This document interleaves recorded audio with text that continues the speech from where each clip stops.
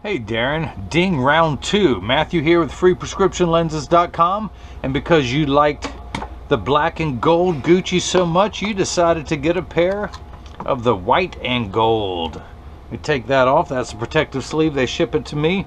Beautiful pair, excuse me, with the gold Gucci chain on the side, their classic emblem. Incredible three-dimensional printing on here. It's not printing, it's actually made that way. And of course the white Gucci temples. So let's begin. Of course your Italian leather Gucci case that breaks down flat when you want to store it in your purse or your back pocket, and then it unfolds for protection when you want to put your glasses in there. And of course your Gucci cleaning cloth that comes with it. So let me set all this aside and we will begin. I'm going to pop out your original demo lenses that say Gucci. And I'm going to put your Italian frame into my $30,000 Italian Santinelli. This is the LE1000 patternless edger, and the stylus is popping up and tracing the shape of the right side of the frame, and then it's going to move over and trace the left side. Here at freeprescriptionlenses.com, where everyone loves a bargain and no one is disappointed with quality. You buy genuine, authentic Gucci frame, and you will receive free, clear, single vision prescription lenses or fashion lenses if that's your thing. If you have vision insurance or flex dollars you're not using and you want something really nice, just email me and I'll give you the proper receipts for you get reimbursed. Of course, let's go ahead and pull up your shape onto the computer. Of course, you paid the upgrade for transitions and anti-glare, so that's the only add-on you had. Your pupillary distance, you are 31 in both eyes, which is a total of 62.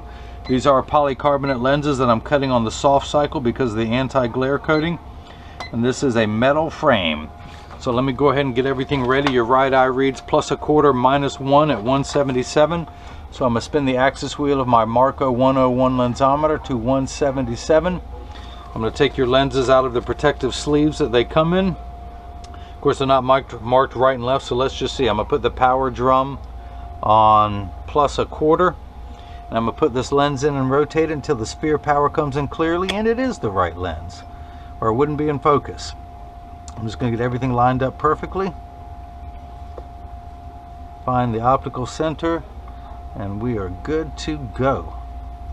I'm going to put a couple dots. Actually, wait, this goes this way. This goes this way. Let me get it lined up again.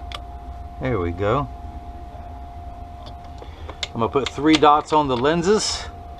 And of course they're too light for you to see, so I'm going to darken them for you. 1, 2, and 3. And of course this is the right lens. Let me do the same thing now for the left, where your axis, which your right lens, your left lens reads +1 -1 at 179. So I'm going to move it 2 degrees to 179. Put the power drum on +1. Put your lens in and rotate it until everything comes in clearly. Check your astigmatism correction. That looks good, and I'll explain what all that means in just a little bit. And then I'm going to put 3 dots on your lenses. 1, 2, and 3. And this is the left lens. So this is a block, as you saw before. And again, forgive me for repeating myself. You'll see a lot of this, but some people have never seen this before, so I'm going to start like it's their first time seeing it, which it is. This is a block, or as I like to call it, the Jenny from the block. I need to attach this to the lens while it's cutting. So I need a double-sided adhesive sticker. And when you know it, 3M makes one of those. The same people who make Post-it notes. The black side is the sticky side. So I'm going to stick one side onto the block, pull the tape away to make this side sticky. And essentially what I'm looking into is an optical crosshair. I have a vertical meridian and a horizontal one.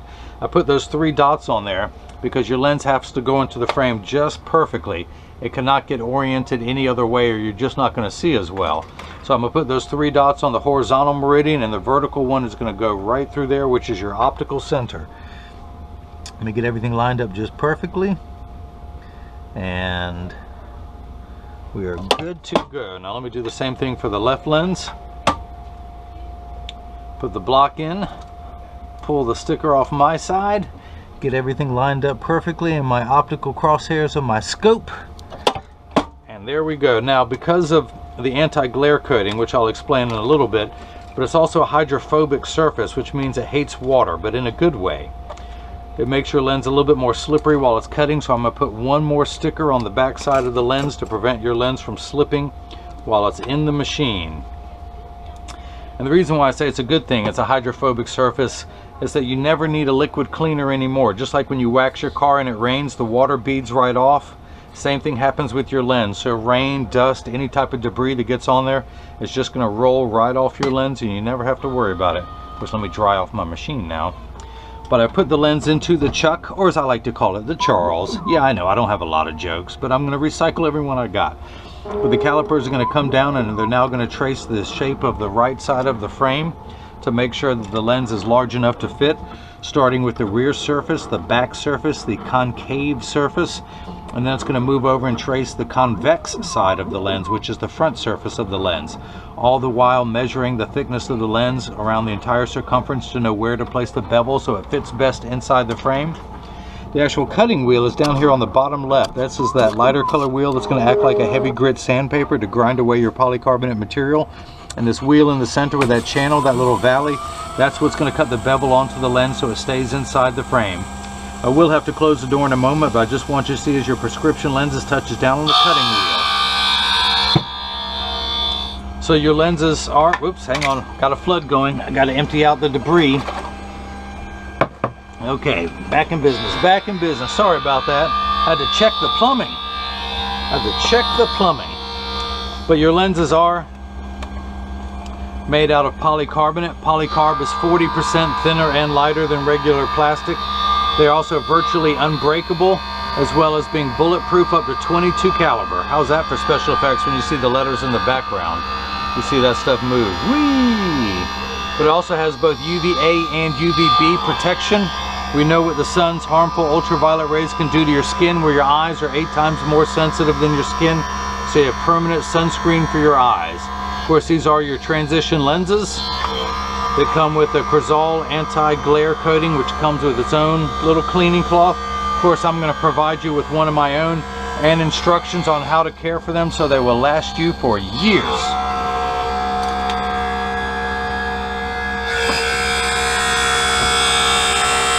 If you notice, there is water running in the background, but polycarbonate cuts dry where plastic and high index cut wet. And if you also notice, your lens is still completely flat around the edges. Just like a nickel, I could take it out of the machine, it would stand up on the counter on its own. And in just a moment, it will actually get the bevel, the knife-like edge that will hold it in the frame.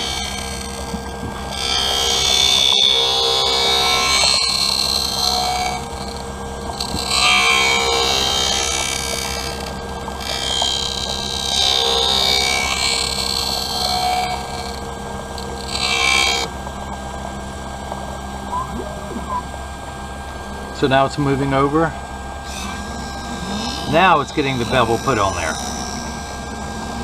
It is no longer flat. And there are 2 water jets that will kick in the last 20 seconds of the cutting cycle, one up front here and one in the back.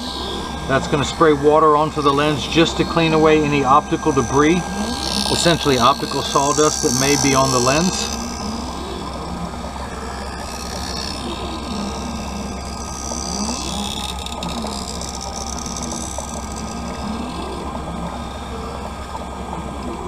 Come on, water jets. There we go. Now we're cooking with gas. And as soon as it's done, we'll take it out and make sure it fits into the frame.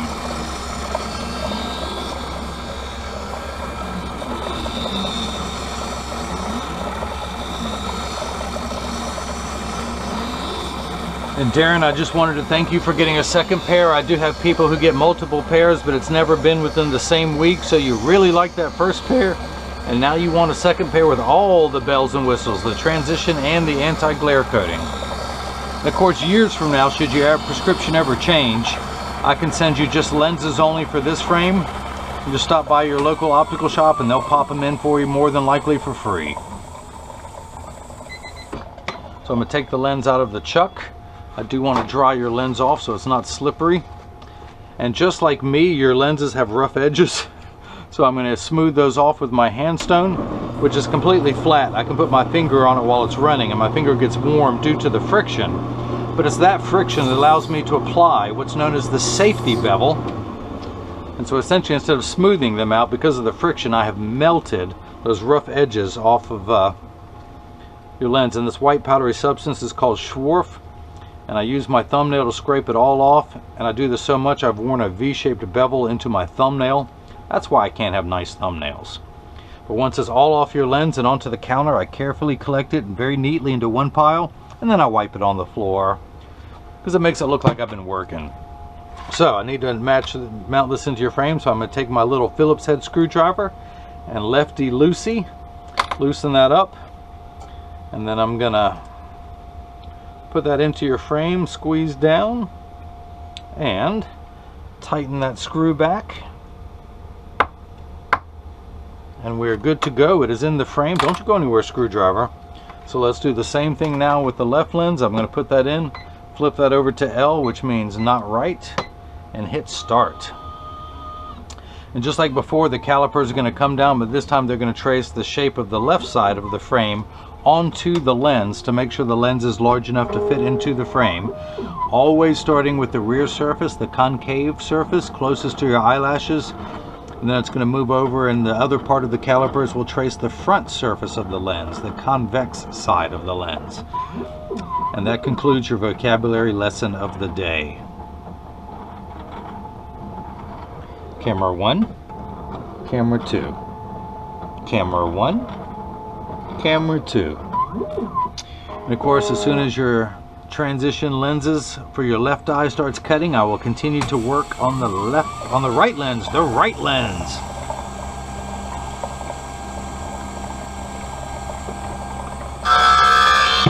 Okay, so this block is no longer needed. I'm going to take it off of your lens, pull that sticker off, throw it in the trash, drop that down there. The sticker is no longer needed. I'm going to peel that off. I'm going to put it into my lensometer just to verify that it's made correctly. And I'm going to spin the axis wheel back to 177. And I turn the power drum, and I'm getting +1/4, which is 1 step of correction. -1, I'm ending up with a total power of -75. Your prescription reads +25 -1 at 177. Your left eye reads +1 -1 at 179. The unit of measurement in the optical field is called a diopter, spelled D-I-O-P-T-E-R, and it goes in quarter increments starting at 0, which is plano, also known as non-prescription, and goes up from there, 0.25, 0.50, 0.75, 1, 1 1/4, and so on. You actually only need 1 step of correction for your right eye, but you need an additional 4 more steps of correction for your astigmatism. Now, there is a stigma over the word astigmatism. It just means shape. It's like saying someone has straight hair, someone else has curly hair. That is it. It is not a disease. It is not an affliction. This first number gets everything the correct size. This second number takes away fuzzy edges. That's what astigmatism does. It makes the letters P and F look alike, or the numbers 6 and 8 look alike. So this last number, 177 for your right eye and 179 for your left, on a scale from 0 to 180, which is what a straight line is, with 0 here and 180 being over here, with 90 being in the center. We're going to spin that fine-tune knob for the astigmatism to take away those fuzzy edges to 177. For your right eye, for your left eye, we turn it a little bit more to 179. Now, your left eye actually needs more correction. You need 4 steps of nearsighted correction and an additional 4 more steps for your astigmatism. But because you're a +1 in power and a -1 in astigmatism, we're going to end up with, you remember high school algebra, you subtract 1 from 1, and we're going to end up with 0. 0 power for the right eye at the 180 meridian. Well, technically the 179. So we're almost done. Since the water jets are spraying, I'll take it out and we'll get everything smoothed out. We'll get the lens mounted, then I'll show you your lens is turning dark. Now, the Crizal anti-glare coating that you have, it's 3 features in one. Crizal, it eliminates glare when driving at night, particularly driving at night in the rain, but also from street lights, stoplights, computer screens, overhead lights, fluorescent lights, all the above. It is also a reflection-free lens, meaning it's a better cosmetic value than when someone's looking at you. They're not looking at their reflection in your glasses, or if someone takes a picture with a flash, you don't see the flash lit up in the lens. They'll see just your eyes. It's a much better cosmetic appearance. And then wipe it on the floor. And then the last feature is that it comes with the best scratch coating in the business. It's a $1 million machine that applies the Crizal anti-glare coating. So they're going to put the best scratch protection on top of it to protect the work that their $1 million machine has done. So I've popped your lens into the frame. I just want to tighten the screw back down again. I can go ahead and remove this block, remove this sticker. I'm going to put the axis wheel back to 179 for the left eye. I'm going to put it in over the red dot, which is your optical center, and I'm getting +1, so that checks out perfectly for your spherical power. And to check your astigmatism, -1, we end up back at 0, so that is made perfectly. Now your pupillary distance is 31 in each eye, which is a total of 62. So I'm going to put my PD stick against my thumb on your right lens, and then when I hold it up to the left lens, we're getting 62, so that is cut perfectly as well.